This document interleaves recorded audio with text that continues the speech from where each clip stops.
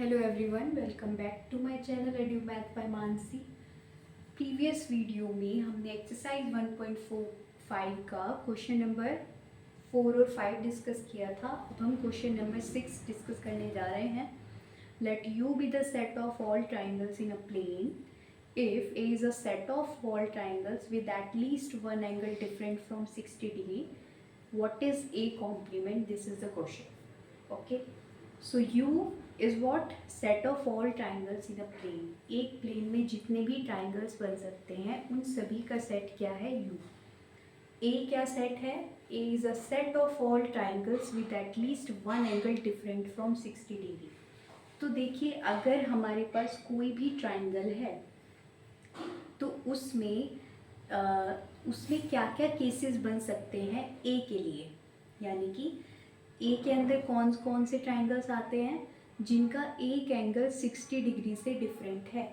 मतलब एक एटलीस्ट, कम से कम at least one angle is different from zero.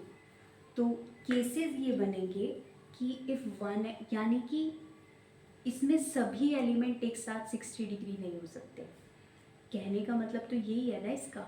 If we are talking about this, that this is the set of all triangles with at least one angle different from zero, means if we have, यहाँ पे triangle में 3 angles होते हैं तो at least one angle different from 60 degree means एक angle कम से कम ऐसा होना चाहिए जो 60 डिग्री नहीं है। तो तीनों के तीनों साथ में कभी भी 60 डिग्री नहीं हो सकते हैं। तीनों साथ में 60 डिग्री नहीं हो सकते हैं।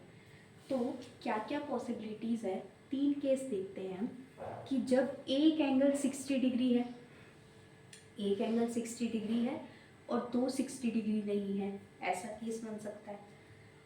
ऐसा हो सकता है कि दो एंगल 60 डिग्री हो और एक एंगल 60 डिग्री नहीं हो, है ना। या फिर कोई भी एंगल 60 डिग्री ना हो, all angles are different from 60 degree. कोई 45 हुआ, कोई 45 हुआ, 45 और फिर दूसरा यहाँ पर, क्योंकि ऑल एंगल्स हम, क्योंकि 180 डिग्री रखना है, तो कोई भी ऐसे 3 ट्राइंगल जो 60 डिग्री से डिफरेंट हो, ऐसे कोई भी 3 एंगल आप ले सकते हैं। सो यहाँ पर 3 केसेस बनते हैं। तो हमें क्या निकालना है? ए कॉम्प्लीमेंट निकालना है। Set of triangles in a plane minus set of triangles whose all angles are not 60 degree.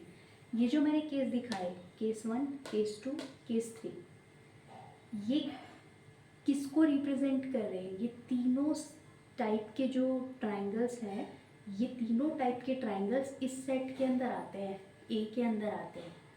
कि किस किस तरह के होंगे इसके अंदर? कि एक एंगल 60 डिग्री हो, दो का नहीं हो, दो 60 डिग्री नहीं हो। ऐसा हो सकता है कि दो एंगल 60 डिग्री हो, एक एंगल 60 डिग्री ना हो, या तीनों ही 60 डिग्री ना हो। तो ये इस टाइप के जो 3 केसेस बन रहे हैं, इस टाइप के ट्राइंगल्स इस सेट ए के अंदर आते हैं। अब हमें क्या करना है? हमें ए कॉम्प्लीमेंट निकालना है। A complement is set of all triangles in a plane minus set of all triangles whose angles are not 60 degree. ठीक है, जिनका set of all triangles with at least one elements, बात वो भी कह सकते हैं कि जिसके तीनों एंगल साथ में 60 डिग्री ना हो। अच्छा, तो आपको ये जो यू सेट है, यू सेट में तो सभी तरीके के ट्राइंगल आते हैं। दुनिया में किसी भी प्लेन में जितने भी तरीके के ट्राइंगल बनते हैं, कोई भी किसी भी तरीके के एंगल हो उसके, कोई 60 डिग्री हो, कोई दो 60 डिग्री हो, किसी में 3 60 डिग्री हो, किसी में एक कोई भी 60 डिग्री ना हो, तो सारे तरीके के ट्राइंगल तो यू के अंदर है। अब उसमें से कौन से ट्राइंगल्स हटाने हैं? माइनस का मतलब क्या है? कि इसमें से वो सारे ट्राइंगल्स हटाने हैं जो इन तीनों केसेस को सेटिस्फाई करते हैं। Set of all triangles with at least one angle different from zero, यानी कि ये वाले आप हटा दो इसमें से, जिनमें एक एंगल 60 डिग्री है, इस यू में से वो वाले निकल जाएंगे सारे ट्राइंगल बाहर। जिन ट्राइंगल्स में दो एंगल 60 डिग्री हैं और एक एंगल 60 डिग्री से डिफरेंट है, वो भी इस सेट से बाहर निकल जाएगा यू में से। जिसमें कोई भी एंगल 60 डिग्री नहीं है, वो भी इसमें से बाहर निकल जाएगा। तो बचा क्या? जब क्योंकि 3 एंगल है ना, 3 एंगल हैं तो एक एंगल 60 डिग्री वो भी बाहर निकल गए हैं, जो 2 एंगल 60 डिग्री है वो भी बाहर निकल चुके हैं, जिनमें कोई भी एंगल 60 डिग्री नहीं है वो भी बाहर निकल चुके हैं। तो बचा क्या इसके अंदर फिर, इस सेट यू के अंदर क्या बचा फिर, जब तीनों एंगल 60 डिग्री हो वो बचा बस इसके अंदर। उसके अलावा कोई भी ऐसे ट्राइंगल नहीं बचे हैं इसके अंदर कि जो 60 डिग्री से यहाँ से हम डिफरेंट फ्रॉम 60 डिग्री हो। ठीक है, सो ये जो सेट होगा ये कॉम्प्लीमेंट, ये होगा set of all equilateral triangle. Equilateral triangle क्या होते हैं, यहाँ पर जो है क्योंकि जो ए सेट आया है, ए कॉम्प्लीमेंट आया है, वो क्या होगा, set of all triangles in a plane in which all angles are 60 degree.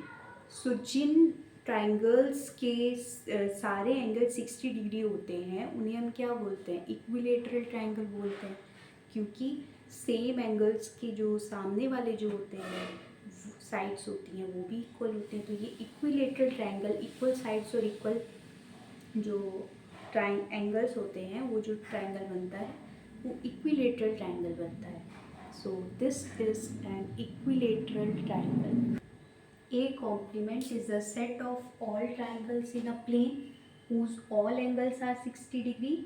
So A complement is a set of equilateral triangles. So now let's discuss the question number 7, which is the last question of this exercise. वो जो question है 7th, वो इन properties पर है,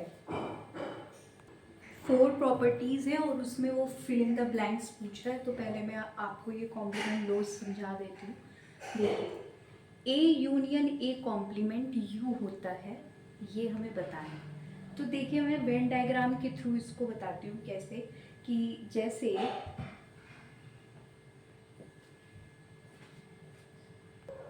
ए को मैंने Venn diagram में through represent किया है। यहाँ पर जो ए सेट है उसके अंदर जो ये शेडेड रीजन है, दिस इज सेट ए को रिप्रेजेंट करता है।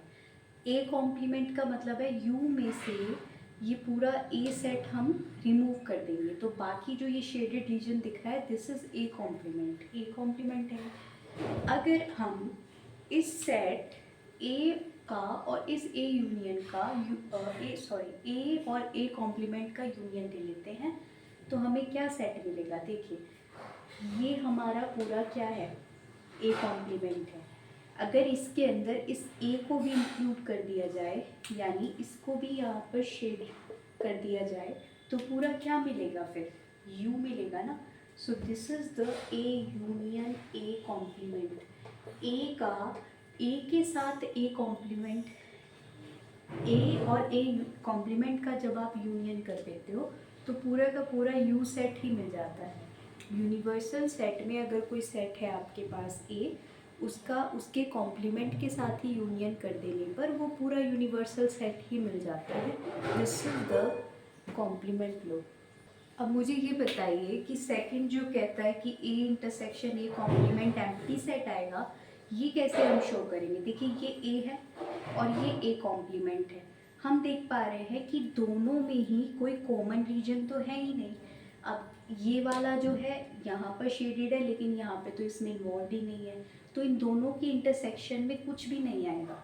जब कुछ नहीं आएगा तो क्या होता है, इंटरसेक्शन क्या आएगा फिर इनका, एम्प्टी सेट। तो ध्यान रखेंगे अगर किसी भी सेट को उसके कॉम्प्लीमेंट के साथ इंटरसेक्शन किया जाता है तो क्या आता है, एम्प्टी सेट आता है। जैसे अगर मैं कह रही हूँ कि 1, 2 ये एक सेट है और इसका जब मैं कॉम्प्लीमेंट निकालती हूँ किसी भी यूनिवर्सल सेट के साथ तो क्या आएगा, एम्प्टी सेट आएगा। ठीक है, अब देखिए एम्प्टी सेट का कॉम्प्लीमेंट क्या होगा। एम्प्टी सेट का मतलब होगा कि U में से आपने क्या किया, एम्प्टी सेट रिमूव कर दिया। अगर मुझे A का कॉम्प्लीमेंट निकालना होता है तो मैं U माइनस ए लिखती हूँ। ऐसे ही अगर मुझे एम्प्टी सेट का कॉम्प्लीमेंट निकालना है तो वो क्या होगा, u माइनस एम्प्टी सेट, ठीक है ना। तो अब इसका मतलब क्या है कि u में से आप एम्प्टी सेट को रिमूव कर रहे हैं, यानी u में से एम्प्टी सेट के एलिमेंट हमें निकाल देने हैं। तो बट एम्प्टी सेट में तो कोई एलिमेंट होता ही नहीं है। जब कोई एलिमेंट ही नहीं होता तो इसमें से हम कैसे कोई एलिमेंट निकाल सकते हैं। सो u जो एम्प्टी सेट का कॉम्प्लीमेंट होता है वो पूरा का पूरा u सेट ही आ जाता है, ठीक है। अब देखिए fourth part is u complement is empty set. u complement का मतलब जैसे ये कॉम्प्लीमेंट क्या होता है u माइनस ए, ऐसे ही u कॉम्प्लीमेंट क्या होगा u माइनस u। u में से u के ही सारे एलिमेंट हमने रिमूव कर दिए। सपोज करो कि u में अगर एलिमेंट है 1 2 3, ठीक है, और मैंने निकाला u कॉम्प्लीमेंट, यानी मैंने 1 2 3 में से 1 2 3 एलिमेंट ही रिमूव कर दिए। u माइनस यू हुआ ना u कॉम्प्लीमेंट का मतलब। तो मतलब क्या बचा, कुछ भी नहीं बचा, एम्प्टी सेट बचा। क्या है ये, एम्प्टी सेट है। तो u कॉम्प्लीमेंट किसी भी यूनिवर्सल सेट का कॉम्प्लीमेंट लोगे तो क्या आता है, एम्प्टी सेट आता है। Clear. Question 7 is fill in the blanks to make each of the following a true statement. A union A complement क्या होता है, अभी मैंने बताया कि प्रॉपर्टी है कि एक सेट को उसके कॉम्प्लीमेंट के साथ यूनियन कर देते हैं तो क्या आता है, यूनिवर्सल सेट आता है। Hence A union A complement is equal to set, universal set U। अब सेकंड पार्ट देखिए, उसमें क्या बोला है, फाई कॉम्प्लीमेंट यानी एम्प्टी सेट का कॉम्प्लीमेंट लेना है। एम्प्टी सेट का कॉम्प्लीमेंट और ए का इंटरसेक्शन किया है। अब ये बताइए, अभी मैंने बताया कि जो एम्प्टी सेट का कॉम्प्लीमेंट होता है वो क्या होता है, u माइनस एम्प्टी सेट, जो खुद ही आ जाएगा u में से एम्प्टी सेट निकालना मतलब क्या होगा u। तो एम्प्टी सेट का कॉम्प्लीमेंट होता है u।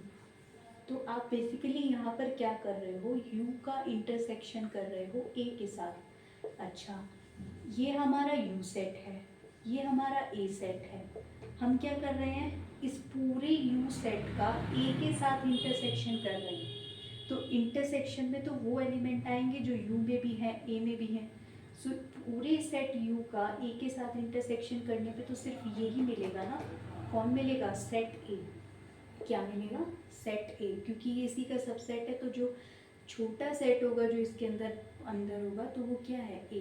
तो ये ए के ही इक्वल आएगा। किसके इक्वल आएगा, एम्प्टी सेट का complement intersection A set A के इक्वल आएगा। थर्ड में पूछा है कि ए इंटरसेक्शन ए कॉम्प्लीमेंट क्या होगा। अभी मैंने बताया है कि किसी भी सेट का उसी सेट के कॉम्प्लीमेंट के साथ जब इंटरसेक्शन करते हैं तो क्या मिलता है हमें, एम्प्टी। सो इसका आंसर आ जाएगा एम्प्टी सेट। चलिए फोर्थ पार्ट डिस्कस करते हैं। फोर्थ पार्ट में बोल रहा है यू कॉम्प्लीमेंट का ए के साथ इंटरसेक्शन लेना है। यू कॉम्प्लीमेंट मैंने बताया एम्प्टी सेट होता है। जैसे एम्प्टी सेट का कॉम्प्लीमेंट यू होता है, ऐसे ही यू का कॉम्प्लीमेंट क्या होता है, एम्प्टी सेट होता है। तो यहाँ पे आप क्या कर रहे हो, एम्प्टी सेट का इंटरसेक्शन कर रहे हो ए के साथ, तो क्या आएगा। अच्छा, दो सेट का कॉम्प्लीमेंट का इंटरसेक्शन का मतलब क्या होता है कि इसमें जो एलिमेंट है और इसमें जो एलिमेंट है, कॉमन जो एलिमेंट आएंगे वो इस इंटरसेक्शन के अंदर आते हैं, इंटरसेक्शन सेट के अंदर आते हैं। अच्छा, इसमें तो कोई इसमें ए में जो एलिमेंट है तो हैं जो होंगे, एम्प्टी सेट में तो कुछ होता ही नहीं है। एम्प्टी सेट में नो एलिमेंट, ठीक है। तो जो कोई एलिमेंट ही नहीं है, इसमें हो सकते हैं, नॉन एम्प्टी हो सकता है। तो इनमें क्या आएगा, इन दोनों का इंटरसेक्शन क्या आएगा, कुछ भी नहीं। जब इस दोनों में इसमें कुछ एलिमेंट ही नहीं है तो कॉमन क्या आएगा, तो this is the empty set. तो यू कॉम्प्लीमेंट इंटरसेक्शन ये जो आएगा वो आपका आ जाएगा एम्प्टी सेट। क्लियर है। So alright students, we have completed exercise 1.5 here. In next video we will solve exercise miscellaneous exercise of chapter number 1 So keep learning, keep growing. Thanks for watching this video.